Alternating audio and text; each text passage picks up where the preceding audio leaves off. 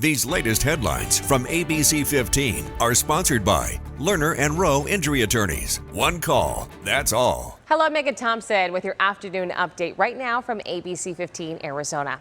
As candidates are turning their attention to 2026, we're learning the Arizona Republican Party chair, Gina Swoboda, will be running for Congress. Swoboda announcing her candidacy in Congressional District 1, which includes parts of Phoenix, Scottsdale, Fountain Hills, Cave Creek, and Carefree.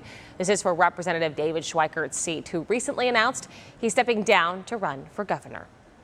And continuing our coverage now of the cleanup from last week's powerful storms, the city of Tempe releasing some new numbers. We are now learning 130 people were forced out of their homes and 70 businesses were impacted.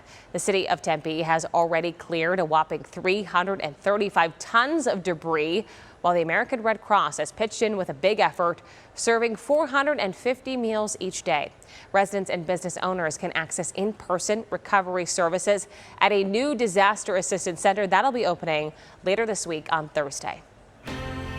Now to ABC 15's continuing priced out coverage. Arizona investing more than $13 million toward keeping people in their homes. That money comes from the Arizona Promise budget and will help nonprofits and local governments for eviction prevention and homelessness services.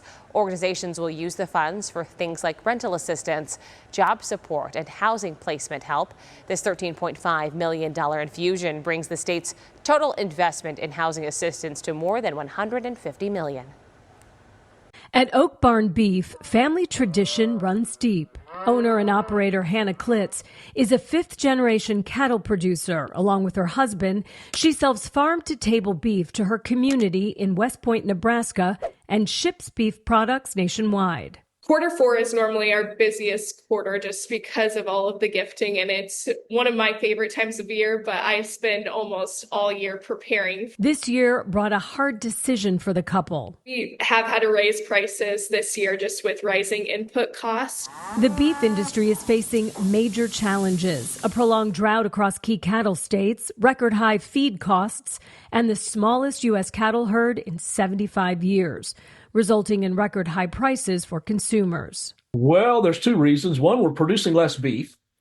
And the second one is consumers like beef, and so they're buying. That helps keep prices high. Anderson says past droughts still ripple through the industry. Drought is an interesting thing where you have some immediate effects, and then you have some long-term effects that happen the next year. Immediate effects like buying more feed, and long-term effects like less productive cows and smaller herds. And also just the extra labor that comes from that and not having the feed for them and water. It's been really hard for a lot of producers. Tighter supplies contribute to the higher prices we pay at the store, particularly on lean and ground beef, the most commonly imported in the U.S. High tariffs on Brazilian beef imports and restrictions on Mexican beef imports due to screwworm concerns are also making things more expensive. Klitz has added new products like turkeys to offer customers something fresh and keep margins afloat. Farm-to-table businesses, they really are open to helping other people in the same industry, and I think that makes all the difference. Despite high beef prices, her customers keep coming back. That's something we are very grateful for. Holly Furfer, Scripps News Group, Atlanta. Tracking your most accurate forecast on this Tuesday, I'm meteorologist Jorge Torres. We are anticipating a pleasant start this morning with temperatures in the mid-60s, 80s by noon, and highs in the lower 90s later on today. But there is a slight chance for a shower later on this afternoon at 10% as we monitor a storm from the Pacific that will bring in a little more moisture. So rain chances going up by about 4 to 5 this afternoon in the valley and across southwestern Arizona. But rainfall amounts are anticipated to be fairly light, with any shower or storm that may develop, with the exception of southeastern Arizona, beginning around midday Wednesday, and that's when we see those rain chances in the valley actually begin to gradually dry out. Highs will be anywhere from 71 in Flagstaff to 83 in Kingman, 91 in Lake Havasu City, and 94 in one of the hot spots there in western parts of Pima County. Your 7-day forecast showing those temperatures going from the 90s today and tomorrow to the 80s by Thursday and beyond.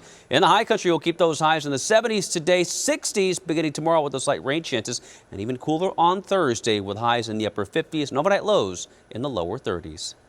We will have another update for you tonight. Until then, get the latest news, weather, and traffic at abc15.com, or you can download that free ABC15 mobile app. These latest headlines from ABC15 are sponsored by Lerner and Rowe Injury Attorneys. One call, that's all.